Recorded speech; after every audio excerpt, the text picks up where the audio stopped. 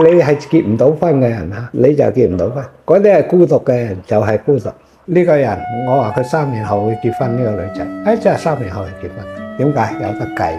佢個官星動咯，佢係啱交入一個官運，你係有個官星透咗出嚟嘅。嗰個女仔啊，咁啊差唔多喺呢一段10年嘅大運，佢哋其中有1年佢一定結婚，除非呢個官星入邊有其他嘅唔好嘅因素嘅啫。所以你呢個傷官重嘅女人就好難結婚啦。點解為之係傷官咧？因為官者係管理噶嘛，你傷咗個官喎，咪即係你唔受管，所以即係佢哋嘅個性係個人主義比較強。